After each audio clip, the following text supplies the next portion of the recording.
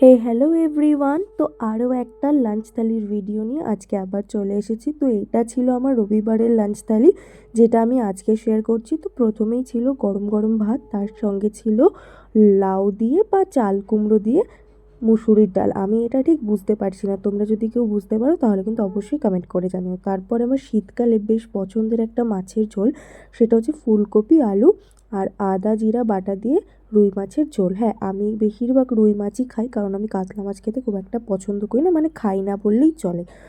তো আজকের মেনুতে জাস্ট এইটুকুই ছিল, যেহেতু এখন আমরা হালকা পাতলা খাই, তাই জন্য খুব একটা রিচ খাবার দাবার হচ্ছে না। তো প্রথমেই আমি ডাল দিয়ে ভাতটাকে ভালো করে মেখে নিলাম, খেলাম। আর ডালটা খেতে বেশ ভালোই হয়েছিল। তারপর মাছটাও দেখো, আজকের মাছটাও কিন্তু বেশ ফ্রেশ ছিল, যেমনটা আগের দিনের মাছটাই ছিল। তো তারপর ভাত মাছ দিয়ে লাঞ্চটা করে ফেললাম। আর বন্ধুরা, যা শীত পড়েছে, আমার মতো তোমাদের কার কার মনে